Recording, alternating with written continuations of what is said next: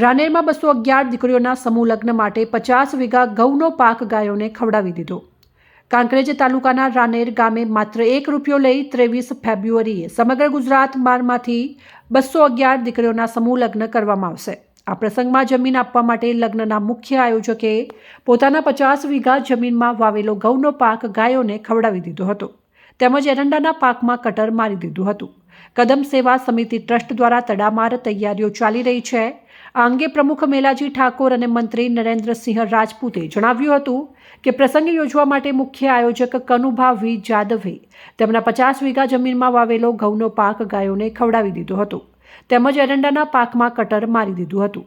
પ્રસંગ સફળ બને તે માટે તેમના દ્વારા યાત્રાધામ અંબાજી, રાનેર મહાદેવજી, લુણપુર નકળંગધામ, સદરપુર તેમજ જમનાપાદર ગામે મંદિરમાં ધ્વજારોહણ પણ કરવામાં આવ્યું હતું। લગ્ન દરમિયાન 51,000 થી 1 લાખનું કરિયાવર અપાશે। લગ્ન નોંધણી કરી અપાશે। 23 ફેબ્રુઆરીએ 211 દીકરીઓના લગ્ન ₹1 લઈને કરવામાં આવશે। ગાયોમાં ખેતરોમાં ગાયો ચરાવવાનો કે આનંદથી જ ગાયો હું ચરાવું છું। જગ્યાના કારણથી જગ્યા ખુલ્લીથી 2 કામ મારાથી હશે। 2 કામ છે એટલે જગ્યાની જગ્યા ખુલ્લીથી છે અને પુણ્યનું પુણ્ય મને મળ્યું છે। એ કારણથી બીજું કોઈ જ મારે સમૂહ લગ્ન વિષય જ હું નીકળેલો મારો નિર્ણય એવો હતો કે હું લીધો નિર્ણય તાર હું એકલો હતો। આજે લોકો ઘણા બધા મારા સાથે જોડાયેલા છે।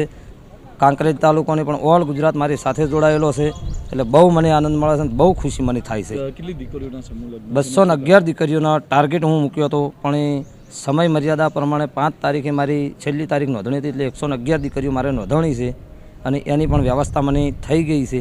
એ વ્યવસ્થા થઈ ગઈ છે અને લોકો જોવે નાની નાની સમાજ જે પણ દેખાદેખીથી દેવા લોકોનો થતો હતો એ સમાજને પણ હરેક કદમ સેવા ટ્રસ્ટમાં જોડાવવું જોઈએ। કેવું લાગે છે ગાયો ચરાવીને? ગાયો ચરાવવાની મને બહુ જ આનંદ થયો છે અને એના પછી મારી સફળતા ગઈ છે, એટલે બહુ જ કોઈ જગ્યાએ પણ અટવાડતા નથી થતી મને। ઓકે।